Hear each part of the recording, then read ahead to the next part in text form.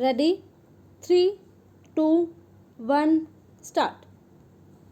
This clearly indicates that the allegations against the petitioner were without any basis. Stop. Thus, the petitioner was discharged from the criminal liability and the criminal proceeding against the petitioner was closed. Stop. The appellant contends that apart from that, the departmental inquiry which was initiated against the petitioner on the same set of allegations was also closed by the department wide order dated 21/11/2008. Stop. While closing the said departmental inquiry, it has been recorded by the disciplinary authority that the final report had been submitted under FIR number 217 under sections 342/365/506 IPC. Stop. The criminal proceeding against the petitioner was closed by the court of CJM, indicating that the charge against the petitioner was not proved. Stop. Para. Accordingly, the competent authority closed the departmental inquiry by revoking the suspension order and reinstated the petitioner in service. Stop. It has been therefore contended that thus not only the petitioner was cleared of the charges based on the complaint filed by the informant, but also released from the detention under NSA as there were insufficient materials, and departmental inquiry initiated against the petitioner was also closed. Stop.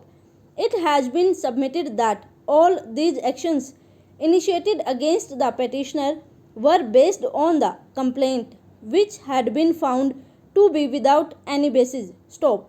However, the petitioner, even after being cleared of all the charges as mentioned above, was dismissed from service by invoking the provision of Article 311 within bracket 2 second proviso clause within bracket C of the Constitution. Stop. Para. He also submits that the detailed procedures have been laid down in the office memorandum dated 18/8/2008 for invoking provision of Article 311 within bracket 2 second proviso clause within bracket C of the Constitution of India. Stop. He submits that since it is an extreme provision, the authorities have to scrupulously follow the procedures laid down in the said office memorandum. Stop. He submits that as per the aforesaid office memorandum, after necessary materials are collected against an employee, the head of the department has to furnish the relevant materials to the administrative department, which after necessary examination is to forward it to the Department of Personnel, who in turn has to forward it to the Committee of Advisors. Stop. He submits that the Committee of Advisors consists of high officials. Stop. The Committee of Advisors, which has to decide whether the employee concerned has to be informed of the charges against him and be given an opportunity to furnish his explanation or deny any such hearing in the interest of the security of the state. Stop.